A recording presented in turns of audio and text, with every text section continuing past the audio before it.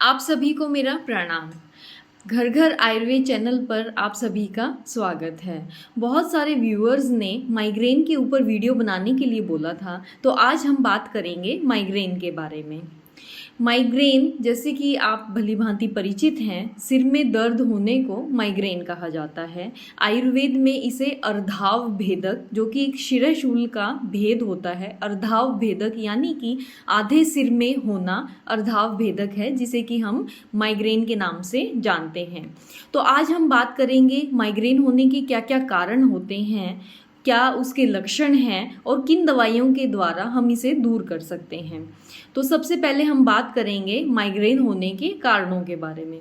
दोस्तों, मैंने आपको पहले भी बहुत बार बताया है, यदि हम कोई भी चिकित्सा का पूर्ण लाभ लेना चाहते हैं तो पहले हमें उसके कारणों को अच्छे से जानकर उसके कारणों को दूर करना चाहिए। तभी हम अगर उसका ट्रीटमेंट लेते हैं तो हम उसमें पूर्णतः हम उसको दूर कर सकते हैं। नहीं तो जब तक आप इलाज लेते हैं तो आपकी बीमारी ठीक रहती है और इलाज छोड़ने के बाद दोबारा से, क्योंकि उन कारणों का सेवन बंद नहीं हुआ है, तो फिर से आप उस बीमारी से ग्रसित हो जाते हैं। तो इसीलिए मैं सबसे ज़्यादा जोर, चिकित्सा से भी ज़्यादा जोर उसके कारणों पर देती हूँ, ताकि उसके कारणों को अच्छे से समझ सकें और उनको दूर करके आप अपनी बीमारी से हमेशा के लिए छुटकारा पा सकें। तो माइग्रेन के जो कारण हैं उसमें हैं बहुत ज़्यादा, यदि किसी व्यक्ति को रूखा खाना खाने की आदत है। बहुत सारी महिलाएं, बच्चियां हमारे पास आती हैं, वो कहती हैं जी हम तो घी का यूज़ बिल्कुल भी नहीं करते हैं, घी हमें अच्छा ही नहीं लगता है। तो ये बहुत ही एक गलत व्यवहार में, जो एक बहुत ही खाने पीने का एक बहुत ही गलत तरीका है। आपका जो खाना है वो हमेशा स्निग्ध होना चाहिए, चिकना होना चाहिए, गर्म होना चाहिए, मृदु होना चाहिए। तो घी और तेल को आपको अपने खाने में ज़रूर इस्तेमाल करना चाहिए। महिलाओं के लिए तो ये विशेषकर एक वरदान है। तो घी का नियमित सेवन ज़रूर आपको अपने भोजन में करना चाहिए। तो माइग्रेन का एक कारण क्या रहता है, बहुत ज़्यादा जो रूखा खाना खाते हैं, या फिर जिन्हें बहुत ज़्यादा रात को जागने की आदत है। बहुत सारे लोग हैं, आईटी सेक्टर में लोग हैं, या जो चौकीदार हैं, बहुत सारे ऐसे काम होते हैं जिसमें आपको रात को जागना पड़ता है और वो दिन में सोते हैं। तो ये भी एक वात की वृद्धि करने का एक कारण होता है। या बहुत ज़्यादा जिन्हें फास्टिंग, महिलाएं बहुत ज़्यादा व्रत करती हैं, वो भी एक हेल्दी नहीं होता है।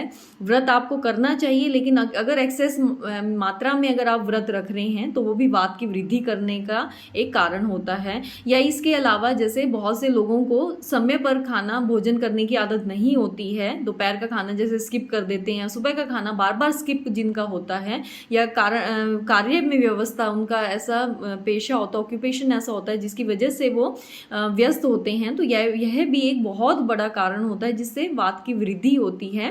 और या फिर बहुत ज़्यादा जिसे ठंडा पानी पीने की आदत है, फ्रिज में रखी भोजन पदार्थों को जिसको बहुत ज़्यादा ठंडा ही ऐसे कैसे खाने की आदत होती है, तो ये बहुत सारे कारण होते हैं वात की वृद्धि के। या जो बाइक वगैरह पे या बहुत सारा व्हीकल पे जिनको ट्रैवल करना होता है, बहुत ज़्यादा जिनकी ट्रैवलिंग होती है, उनमें भी क्या होता है, वात दोष की शरीर में वृद्धि हो जाती है।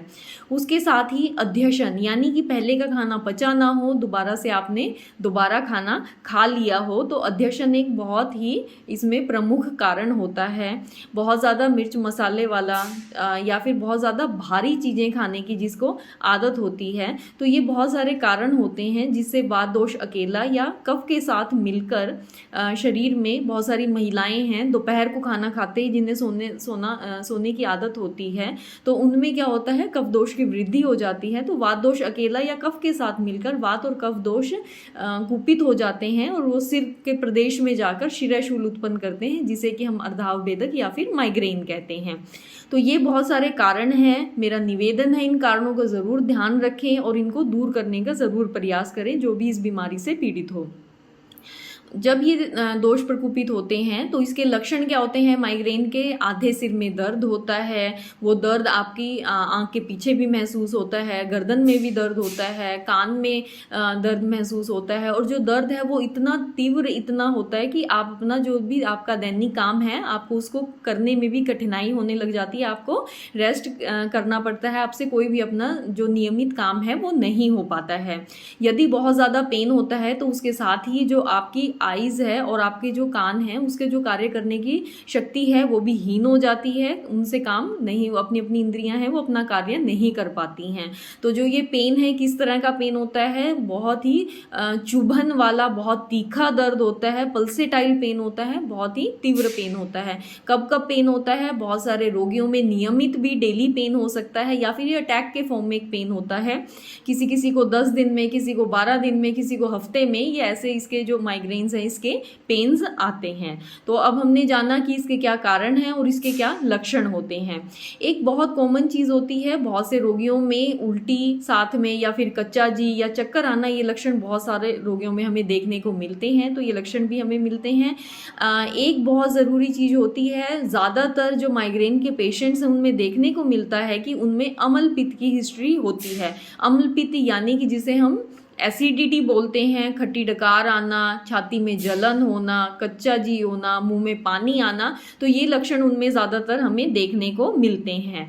यदि ये लक्षण रोगी में हैं तो अगर हम अम्ल पित्त की चिकित्सा भी करते हैं, एसिडिटी का ट्रीटमेंट लेते हैं, तो आप देखेंगे कि सिर का ट्रीटमेंट अपने आप ही, माइग्रेन का ट्रीटमेंट उनका अपने आप ही हो जाता है। उसके लिए हमें कोई विशेष कोई अन्य औषधि देने की ज़रूरत नहीं पड़ती है। तो जो भी माइग्रेन का पेशेंट है, मेरा निवेदन है आप अपना एसिडिटी का ज़रूर चेक करें। आपको एसिडिटी तो नहीं बनती है, यदि बनती है तो उसके लिए मैं एक एसिडिटी का वीडियो डालूंगी, वो आप उसको ज़रूर देखें और उसके कारणों को दूर करें। मिर्च मसाला, तली हुई चीज़ें, खट्टी चीज़ें, अचार पापड़, जो भी चीज़ें हैं, बहुत ज़्यादा चाय का सेवन, हमारे आजकल जितने भी हमारे लोग हैं वो बहुत ज़्यादा चाय के आदी हो गए हैं, चाय के बिना रह ही नहीं सकते, उसके बिना सिर दर्द होता है, आदि बहुत सारी दिक्कतें आती हैं। लेकिन यह है भी बहुत सारी, चाय भी बहुत सारी बीमारियों का एक बहुत ही बड़ा कारण है। तो एसिडिटी के पेशेंट्स को इस चीज़ का विशेष ध्यान रखना है। इसके ट्रीटमेंट के लिए हम नेक्स्ट वीडियो बनाएंगे, तो उसके वीडियो में आप इसका ट्रीटमेंट के बारे में उसके वीडियो को ज़रूर देखें। धन्यवाद।